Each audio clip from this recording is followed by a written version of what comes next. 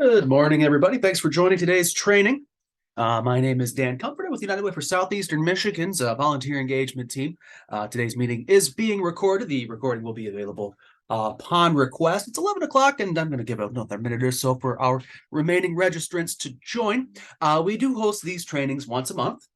So if you're ever interested in signing up for a refresher training, or again, if you'd like to have a request a recording of one of our previous trainings, we'll be happy to provide that. So we're going to leave a little space at the end of today's presentation for question and answers. If in the meantime, while we're doing our presentation, you find that you have some questions, feel free to go ahead and put those in the chat so that we can see them there. And again, there will be a Q&A period at the end. Okay, so it's about 1 minute after 11 here. I have a second monitor that I'm going to be using for the presentation today. So if you see me looking off camera, that's why. So today's presentation is mostly a training session, excuse me. It's just going to be a quick overview of the volunteer portal itself. We're going to discuss the types of agencies and types of opportunities that are available on the portal, as well as we're going to discuss some of the guidelines for properly using the portal. Then we're going to have a demonstration of the volunteer portal. We're going to talk about the user experience, creating and managing your agency profile, as well as creating and managing your volunteer opportunities, managing events, and we'll then discuss some advanced features. And again, we do have space at the end for Q&A. So Galaxy Digital is the company that hosts our volunteer portal. We launched our version back in March of 2017. For a little bit of background, Galaxy Digital offers these sorts of services into political campaigns, nonprofits, and other similar type of agencies. So we currently have 276 listed agencies, approximately. That's a bit of a ballpark. It goes up and down a little bit from time to time. We're getting close actually to 300 now. And at any given time, we have approximately 300 active volunteer opportunities. Again, it's a little cyclical. You know, we have some more in the summer and fewer in the winter, that sort of thing. Generally, it's about 300.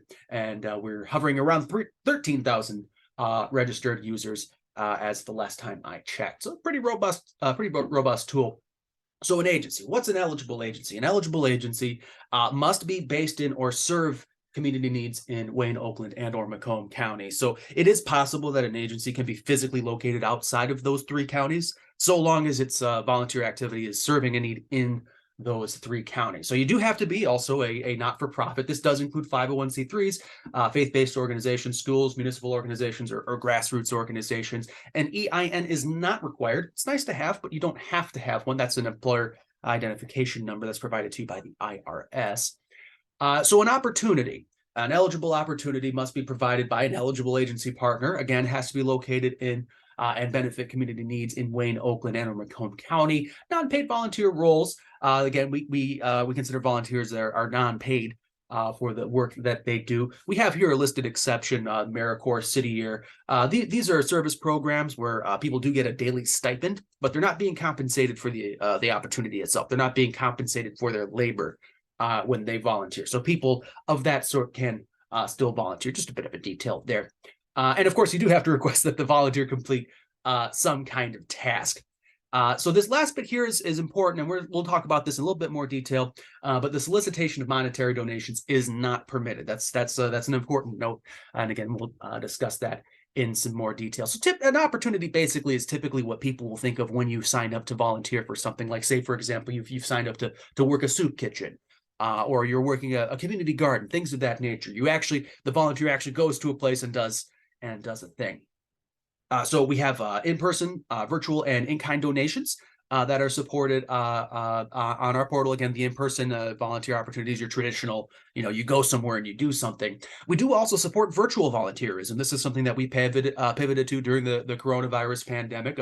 Quite a few virtual opportunities now as we've rolled that out and gotten more used to living in this digital space. And in-kind donations, this is your diaper drive, your canned food drive, winter clothing drive, that sort of thing that is also supported on United Way's volunteer portal. There's a few different types of volunteer commitment that are supported, whether it's an ongoing long-term role. It could be a one-time type of deal. You can also have special events or divide things up into volunteer shifts as the case may be, as may fit your need. Like, say, for example, you have 2 shifts on a Tuesday and 1 shift on a Thursday. You have the freedom to set these events up as fits your scheduling needs. So a little bit of disambiguation here, an opportunity versus an event. So an opportunity is an instance or set of instances in which an individual or group may dedicate their time, skills, effort, and or non-monetary resources, non-monetary, to act in recognition of a community need without compensation. We're going to say this a few times. An event, however, is an instance when an organization can share information about its programming, your services. Also, you can discuss volunteer opportunities or training with individuals external to that organization. Again, no monetary compensation or cost for admission. So about an event, just to give an example of what this might entail. Shortly before the coronavirus pandemic, I attended an event at Wayne State University for recent graduates or people who were about to graduate with a few other nonprofit agencies that were there. And I had a table set up, and I had some flyers and some cards and a banner about United Way. And I was just telling people, this is what United Way for Southeastern Michigan does. Here's who we are, that kind of stuff. Raised awareness for the agency at that event. It's sort of like a convention. If you can think about having like a table at a convention, it's like that. So again, some important considerations here. We will widely share your posted opportunities. We've got a pretty broad reach as far as our social media and traditional media contacts. However, we cannot guarantee any specific or certain level of volunteer recruitment. We'll try our best, and we've got a good reach, but we can't make any promises. We cannot guarantee a specific level of involvement. And to that point, we do encourage that you communicate directly with volunteers following their registration, just to prevent no shows. And we want to have a really good volunteer experience. There's really no upper limit. You'll get notified when anybody signs up for an event. And to make sure that they do in fact show up to the event, it's a good idea to establish direct communication in a way that's appropriate to your needs. So the United Way portal, again, we can be your primary tool if you'd like. We'd be happy to do that for you. We'd be happy to fulfill that role as your primary tool for volunteer recruitment and management, but we don't have to be. If you have some other tool that you'd like to use in addition, or that you would prefer as your primary and sort of use us as a backup, that's perfectly fine. It all has to do with just, whatever works for you, what you prefer. It's a tool for you that we're providing. So if it makes sense to you, use it as your main tool or not, totally up to you. So background checks. This is a service we do offer completely free of charge. Well, we get charged, but we cover the charge for the background checks. We make these available to you again without cost. They're integrated with all of our portal opportunities. I'll show you that a bit more in the demonstration section. But they cover the whole 9 yards as far as what you'd want a background check to do. Social Security, government watch list, national criminal database, the sex offender registry, many volunteer events. It's quite appropriate for a background check to be conducted. And we are quite happy to offer this service at no charge to you. Okay, so that's the end of PowerPoint. We're going to transition now into the demonstration. So I like to start off the portal demonstration itself by showing what a volunteer may see. So here we are at unitedwaysem.org. That's our main page here. And we've got it set up pretty nicely here. You can scroll around and see a little bit more about us. Down here in the middle is where you find sort of our main areas of activity. So give, advocate, volunteer. We do fundraise. We also advocate for policies. And today we're talking about volunteerism. You're going to go ahead and click on this Find an Opportunity. Let's say that we have a volunteer here who is not signed up for an account so far. So what we're going to do here is we're going to look at the blue button up here to sign up. It's pretty simple to set up your account here. Pretty standard stuff. You put your name, first name, last name, email, and a phone number is required. We also to collect certain address information of that sort. Birthday is required because there are events that are offered on our volunteer portal that are not appropriate for children. And of course, there are events that are appropriate for children. So we do need to make sure that we have that type of information. And then, of course, you just have a standard password and a few click boxes here so that you can read over our terms of use and the policy, privacy policy. And then once you've agreed to those, you just click this button to create your account. So let's say that we already have our account set up. I've got a dummy account for this purpose here. So let's go ahead and see what this dummy account looks like. So here we have what's called the dashboard. This is a cool tool for our volunteers to keep track of what they do. There's a total number of hours that are counted here. There's a dollar figure that is associated with that, which is populated into this field automatically for the volunteers that may be interested in keeping an eye on those sorts of things. Over here, we see that this dummy account has responded to 1 opportunity so far. It is a fan of 2 agencies. So to be a fan of an agency is something that a volunteer can do just to indicate that they are interested in acting activating with similar types of agencies. We have an algorithm that operates in the behind the scenes on our volunteer portal that will sort of suggest similar opportunities or similar agencies to what the volunteer has fanned. Over here on the left-hand side, we see that there's a bunch of different buttons here. So we have our general opportunities tab, the events tab, agencies. This is how the volunteer can browse different agencies that are hosted on our portal. Over here, we have a few, we call these opportunity clusters. You'll see a little bit more about that later on. These are initiatives that United Way is leading. Like, for example, Global Volunteer Month is something that we're taking care of. The big cleanup with MCHS, that's another initiative that we're taking the charge on. Assemble home kits and things of that nature. These will change over the course of any given year as the United Way is activating in different areas. Again, these are called opportunity clusters, and you'll see more of those later on. So let's take a look at this opportunities section up here. So the volunteer is now going to take a look at different volunteer opportunities. So here we see the main grid of them. You can sort up here by key phrases. You can also sort by newest, oldest, alphabetically. There's a couple of different filters that you can also use. For example, if you're a person who uses a wheelchair, you can use this tool to select only opportunities that are wheelchair accessible. So let's see here. What's a good one to take a look at? You got ProMedic up here. They're pretty good. Normally, one of the food banks is up top. Let's see if we can't get our eyes on one of those food banks. They're a good one. Normally there we go. This is one of my favorites for these training sessions. The Forgotten Harvest. They're one of our larger partners. If you're not aware, they move more than 1 million pounds of food out into various community organizations each month. They have a couple of warehouses now. The one on 8 Miles it's really quite enormous. It's a great opportunity for groups. For example, they can host volunteer groups of 50 or 60 at a time. So here we see we have the June 20 of 23 8 Mile warehouse, 9 a.m. to 12 p.m. shift. This agency here has indicated they have an interest. This opportunity is related to physical labor, is what this interest section over here is. On the right, we see the agency. They have their logo here. We're talking about the warehouse on 15,000 8 Mile. The volunteer has an opportunity to click this Become a Fan button, and then we'll suggest the portal will suggest similar opportunities and agencies to that volunteer.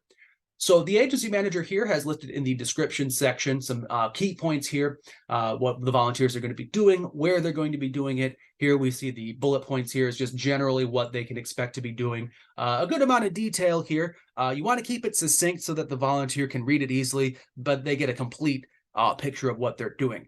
It's a bit of a tightrope walk sometimes, especially if you have a very complicated volunteer opportunity that you'd like to broadcast out there. If there's too much text, chances are the volunteer may not read all of it. But if there's not enough, they may not have a complete picture. So you want to keep that in mind.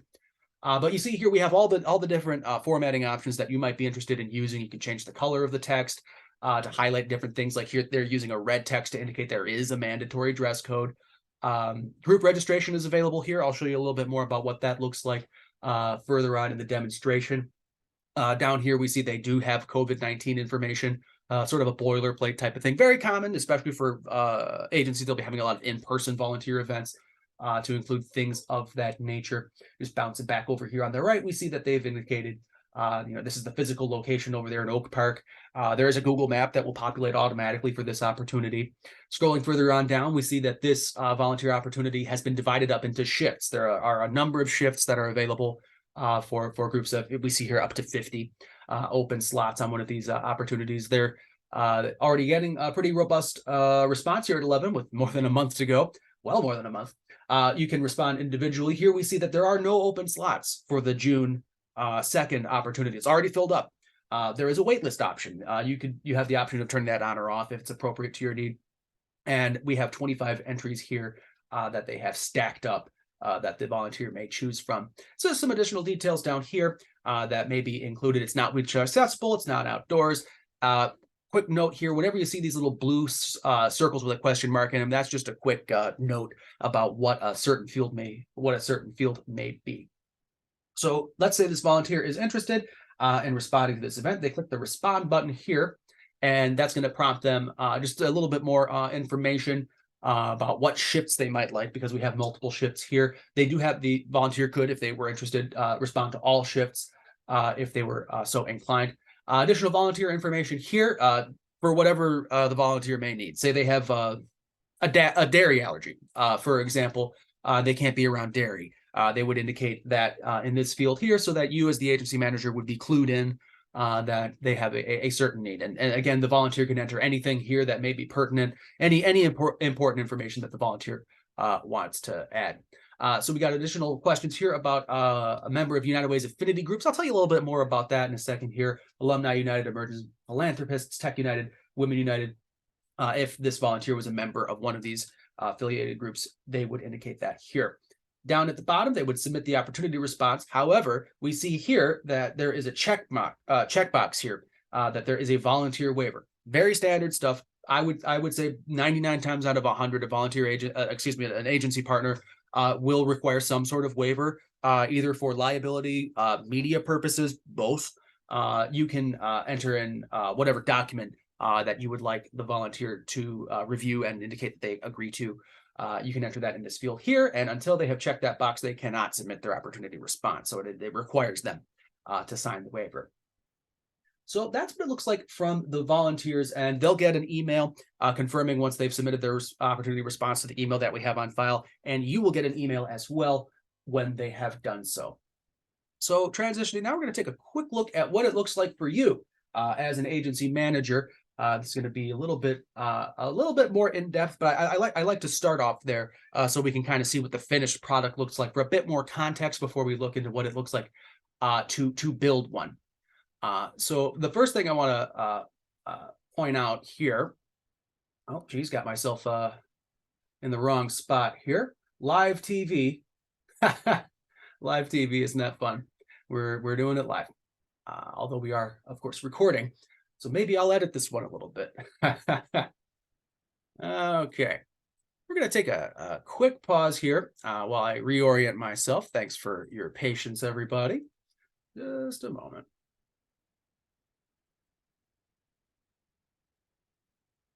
Okay.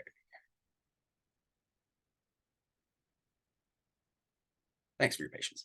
Okay, so here's what you're going to see once you've signed in. Using your agency manager profile. The first thing I want to draw to your attention here is the toolbox. The agency manager's toolbox is this red bar that's always going to be available here for your reference. What this is basically a written version of everything that we're discussing today. Just some FAQs, frequently asked questions, that kind of stuff. And this gold button right here, contact my site manager. That's me. Well, that's an inbox that sends your email to an inbox that I monitor. Along with a few of my colleagues. But yeah, this agency manager's toolbox, a great resource available to you at all times, like myself. At any time, feel free to send me an email if you have any questions or require any assistance, and I'll be happy to assist. So when you're setting up your profile, it's useful to take a quick look at what it looks like externally. So here we see United Way for Southeastern Michigan. That's us. Here's a happy smiling volunteer in the Who We Are section. A little bit of background about who we are. What we do. Here are the opportunities that we're working with, that we're spearheading, those opportunity clusters I mentioned earlier. On the right-hand side, the causes that we are associated with, and you'll see shortly how to associate these with your agency, whether it's basic needs, community involvement, crime and safety. We touch on all of these things. You'll be able to customize those as appropriate to your agency. On the right-hand side here, we have our contact information. Again, there's that volunteer@liveunitedsem.org inbox for your questions. We do have a phone number here. Kristen Sabalskis is actually a director now, but she's the head honcho, so to speak, of our volunteer portal. Location, that's our physical location in the beautiful Fisher building there in Historic News Center. We've got links to our main website, our Facebook, and our Twitter. Here we have our office hours and an embedded video. So that's what this agency page would look like for somebody who was checking on us from the portal itself. So to edit your agency, you click the edit button here, and this allows you to get into a bit more depth as to what your agency looks like externally. So here we have our logo, agency managers, that's you, as well as anybody that you would like to assign that role. Here we see, again, Kristen Sabalskis. There's me down at the bottom. Basically, this is my whole team. All of my colleagues have access to this agency manager profile. But here you enter the agency name. A customized link is a nice little feature here, because the link itself is, of course, in HTML, and since it's a big, long URL that might not be so easy on the eyes. And so you can make it a bit more simple with this customized link option here. On the right-hand side is where you enter that contact information. This email, whatever email you want to be the one receiving contact from the portal. Again, we have our phone number here. If there's an extension as appropriate, you can enter it. Fax number, if you have a fax, you can include that there. Contact person, again, Kristen Sabalskis, who's now a director. I'll have to fix that after today's show. Over on the left-hand side are hours of operation. The causes, again, that you can associate with your agency are from this drop-down menu here. Whatever fits your area of operation, and then you can see them here. You would just click the X to remove it if you accidentally, for example, entered one that was not correct. Here's where you embed your agency video. Again, the EIN, employer identification number, provided to you by the IRS. You do have a field to enter it here, but it is not required. Before I forget to mention it, these red stars here, the asterisks, indicate that it is a required field. If there's no asterisks, it is not required, although it may be recommended. One thing I want to mention here, this update agency info button here, you'll see it in a few different spots. It's the same button wherever it is. That is just going to save any changes that you made to your profile. Here we have where you can enter those links, whether it's Facebook, Twitter, Instagram, LinkedIn, YouTube, whatever the case may be.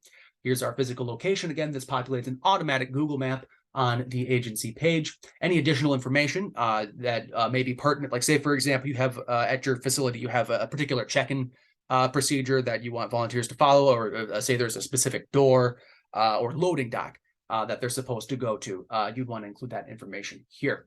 And again, the update agency info button saves any changes that you make. Scrolling down here, we have a description, again, who we are and what we do. You saw this earlier when I was showing you our page. There's our happy, smiling volunteer.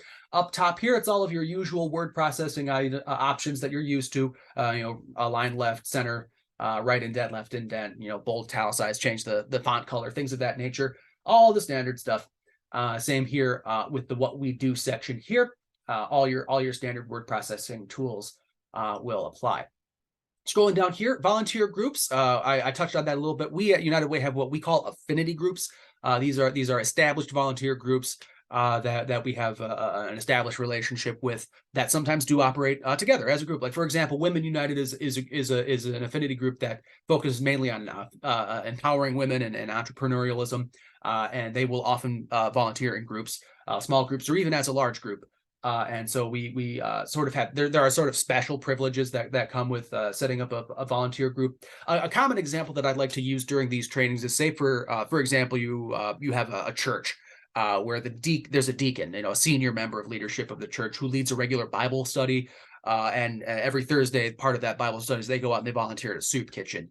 You could appoint that deacon, this volunteer, is sort of like a sub-agency manager, so to speak, leader of that group, and you would have some additional communication options with them. You'll see some more of that shortly here. If you have a photo scroll, you can enter that here, up to 16 photos, just for some additional background. If you want to show some more details about your agency, what kind of things you have done for the volunteers to see as they look at your profile page on our portal, you'll be able to enter those here. So moving on to the opportunities tab up here, we're going to look at the opportunities that we have currently active. So currently active in green here, there's a color code up here. Yellow in a pending status, red is inactive, and grayed out is expired. A little bit of detail on that in a second, but you can export all of this information as an Excel file. You can, whether that's the volunteer responses or just the opportunities that you've entered, these buttons here let you show inactive or expired opportunities. So an active opportunity is an opportunity that has been submitted to the portal for consideration to me. That's part of my job, and it's been vetted and has been put live on the portal. I try to keep that within a business day from when you submit it to when it goes live. Pending, an opportunity that has been submitted is put into a pending status, again, until I have reviewed it and made it go live on the portal. Again, I try to keep it as quick as I can. It's usually about a business day. One thing that I will say is most often it's a rubber stamp. For the most part, I look over the opportunity just to get an idea about what's going on, and then I approve it just as quick as that. Every now and again, you may get contact from me back if, for example, it appears that there's a monetary element to the volunteer opportunity. More commonly, what will happen is that somebody may accidentally submit like a blank opportunity, and in that event, I might reach out to you via email just to check in with you, see what may be going on there, or if an opportunity is submitted and it was actually supposed to be an event. Things of that nature. For the most part, again, it's not going to be much communication from my end. For the most part, again, I'm just going to approve your opportunity as you submit it. So again, we have this color-coded opportunity list here. Our DIY kits, a cool initiative where volunteers actually assemble materials on their own, and then we connect them with an agency in the area. Like, for example, a senior care kit is just a care package for people who may be living in an assisted living facility or some other type of arrangement. We'll connect the volunteer with the agency that's appropriate to the type of kit they're building. And here we see some more filtration options, basically to help you sort out the volunteer opportunities that you're looking to find on the list of opportunities that you've submitted. So these are all green. Let's take a look at an expired opportunity. That's actually a good place to start. So use this table filter here. If you have any of these, if any of those are appropriate to your need, you can do that. Oh, that's better. Maybe show an active live television. Okay, so here's a good one. From back in 19, the partner review volunteers event. So here we see the title is a required field. Again, we've got these blue question marks here and there to remind you of what's going on. Here's the opportunity link. If there are groups that are associated with the opportunity, you can use those. This button here to view those. You can view the responses as well. Here we have the description of the event. Again, it's a bit of a tightrope. You want to have enough information so the volunteer knows what they're getting into, but not so much that their eyes glass over. Private event would be invite only. A public event would appear on the portal page for anybody to see. Here we have the duration of the event. This was an ongoing event, but you can select it runs until a specific date. It happens on a specific date, or you can select multiple dates as appropriate. Hours description is not required. The number of hours, however, is required. The hours description would just be a bit of disambiguation. So, for example, you don't have somebody show up at 6 p.m. when the event was at 6 a.m. Background check. Here we see that there are 2 levels of background check. For practical purposes, these are the same background check. For practical purposes, there's not really a meaningful difference between them. Here we see team registration. If you want to allow people to register as a team, as we were discussing earlier with the volunteer groups or the affinity groups, as we call them, you can disallow that, you can allow that, or you can make it only teams, whatever is appropriate to your need. If there's a minimum age, you include that here. If there's a maximum age, you include that there. Family friendly, it's not a required field. Again, outdoors, wheelchair accessible, they're not required. You don't have to enter them. I would strongly encourage you to consider using these tools. However, say, for example, somebody does use a wheelchair and they've gone through the process of signing up for the volunteer event. They're excited to do the thing, and then they get to the location only to find out that they can't attend. That's not a good experience. Or for example, if it's a family friendly, it's not a family friendly event, but somebody shows up with their kid there. That's disappointing. And if it's outdoors, we have this automatic option here where there's an inclement weather plan. Never a bad idea, as we've seen here in this last week, to keep an eye on the weather. Changes all the time, especially this time of year. Further attributes in this section here is kind of whatever you may need to include. You can enter a little blurb of text here, as we see the next review blitz was to take place on the 12th of December 2018. And then you would just click this add button to add another one of these little boxes here. If it was a virtual opportunity, you can indicate that there.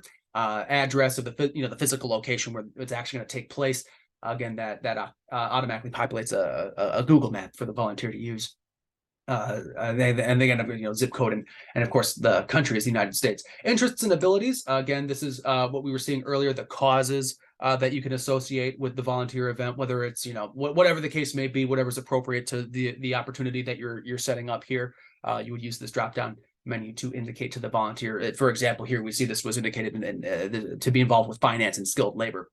Again, opportunity clusters here that will allow you to combine your efforts with ours here at the United Way for Southeastern Michigan for these big initiatives that we lead over the course of the year.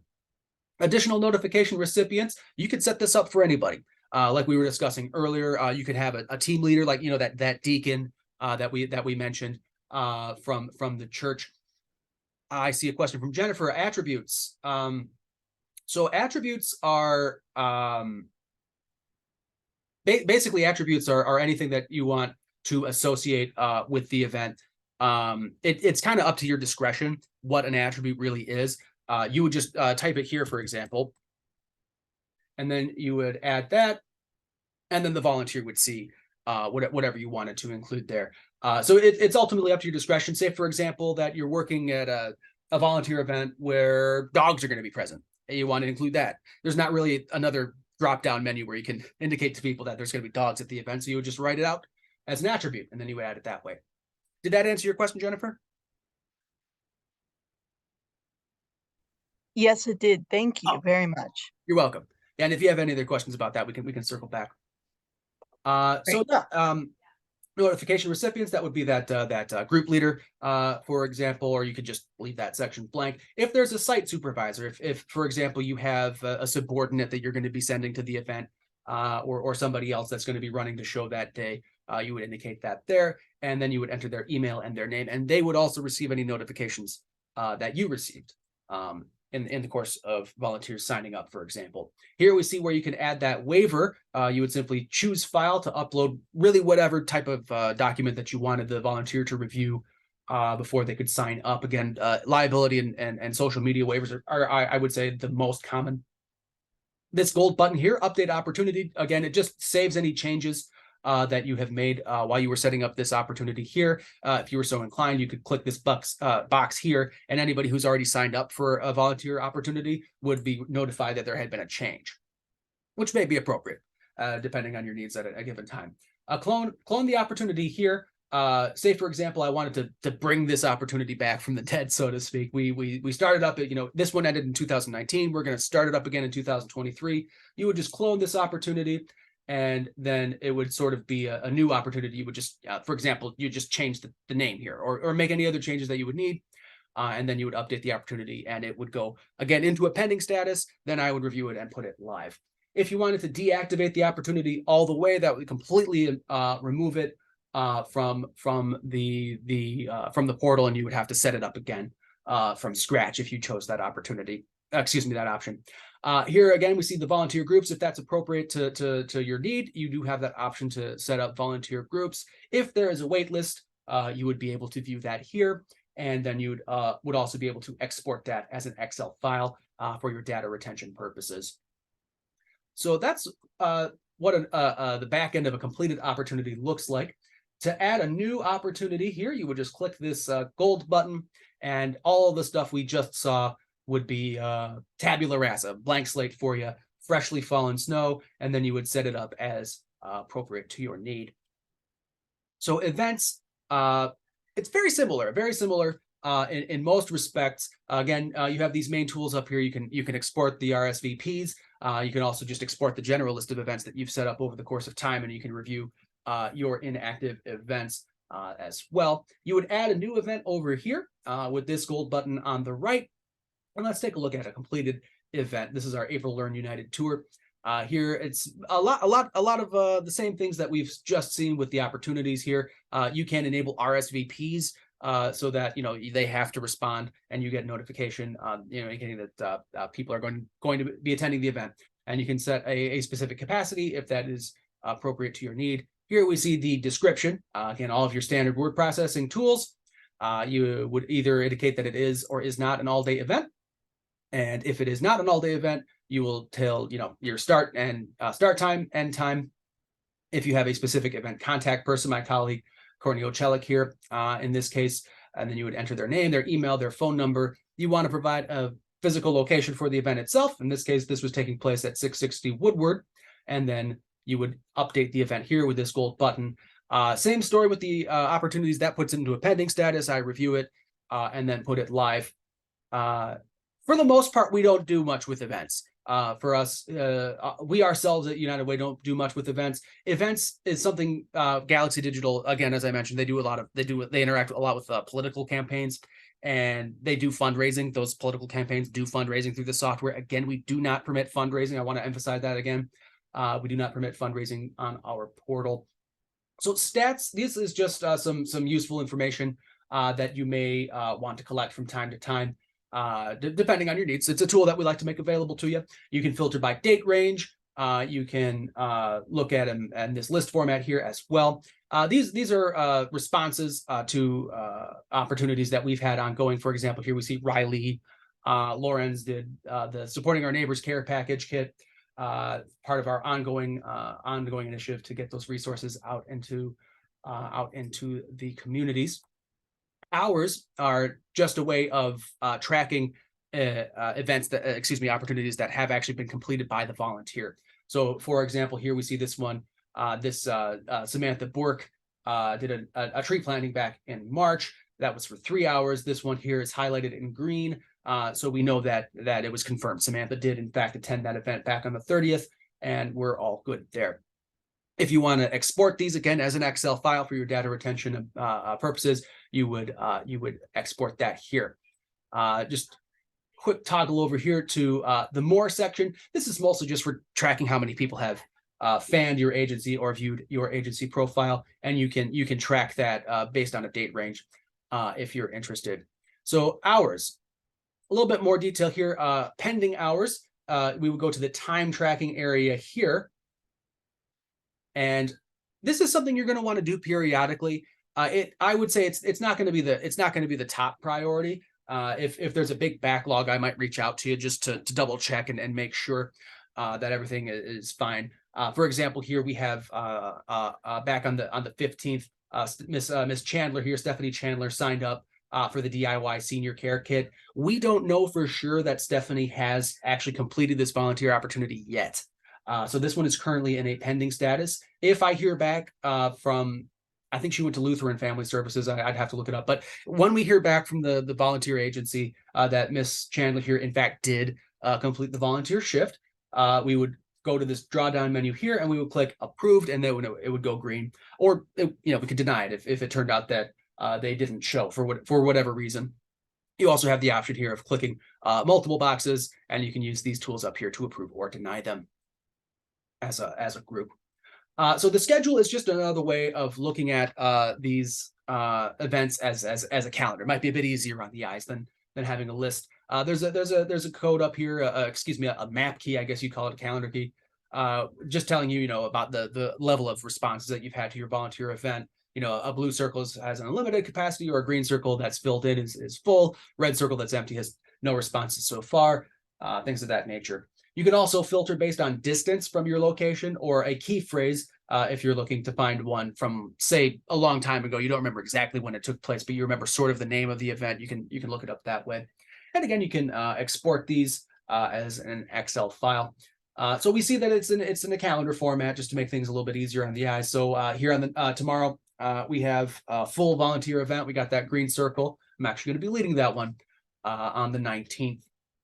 And you can also look it up by user responses. And that, again, is just on a calendar, standard calendar format. So we have these two that appear, but if it's more than two, you just click the View More button, and you can look at them in that window there. Again, just another way of tracking these events that you have listed out throughout the year.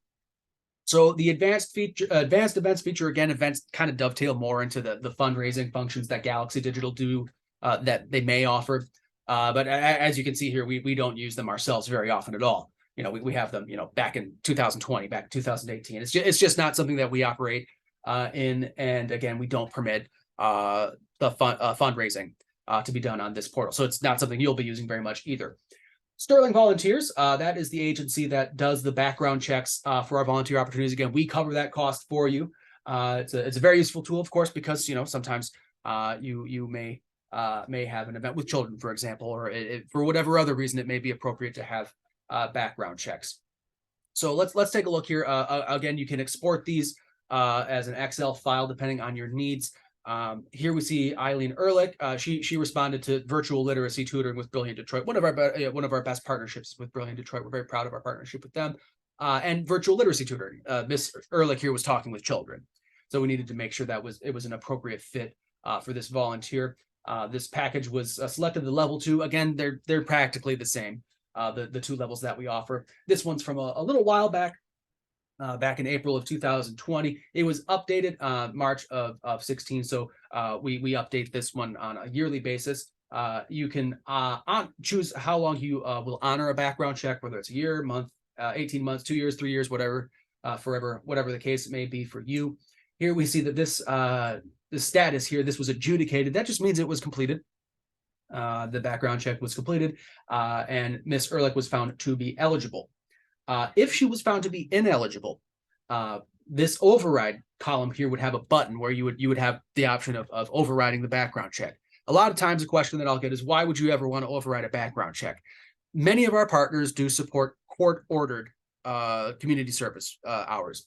And so in that event, if that's appropriate to the volunteer opportunity that you're offering, you know that somebody's going to be coming back with a criminal record. You're already aware of that. And if you're okay with that, if it's appropriate to your volunteer opportunity, you can override that, and that volunteer can still sign up.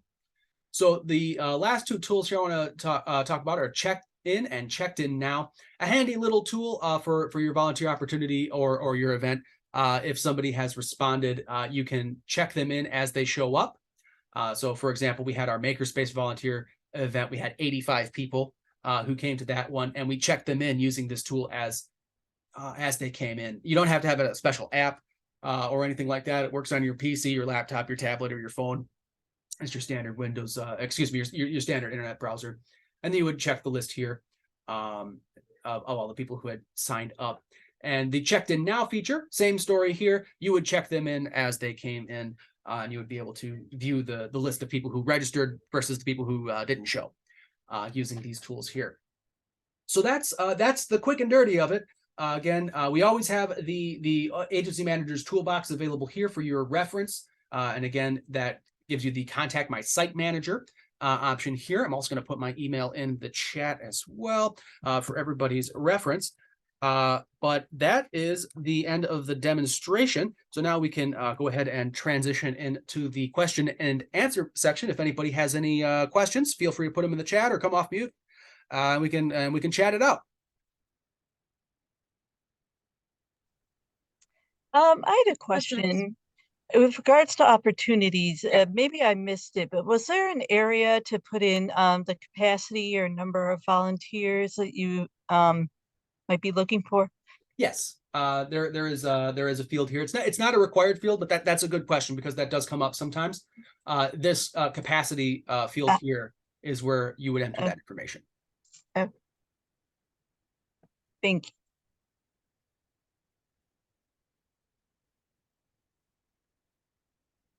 All right. Do we have any other questions? No questions. Thank you for your time, Dan. It was my pleasure. Thank you for yours. As a quick note before we part ways, I just want to thank you both very much for partnering with the United Way for Southeastern Michigan. It's in our name, right? We unite together to leverage the power of what our respective agencies have. It's always a point of pride for me when we have, I'm glad for all of our agencies of whatever size, but for me, it's always a point of pride when we have a smaller agency that signs up because we can make this infrastructure available. United Way's been around for like 100 years in some form or another. We've got all this infrastructure, but it's incredibly rewarding for me to offer these tools to our agency managers who may not have that scale. And it's incredibly rewarding just to get to see the sausage getting made. And I'm just so happy that you have chosen to partner with us and join in our efforts to do good in our Tri-County area here. Again, my name is Dan Comfort. Anytime you have questions, you want to chat, whatever, shoot the breeze, send me an email. I'll be happy to hear from you. And with that being said, we've got about 16 minutes left. I'm just going to go ahead and give you a little bit of time back. Thanks for joining us today. Hope you all have a nice rest of your day. Take care now. You too. Thank you again.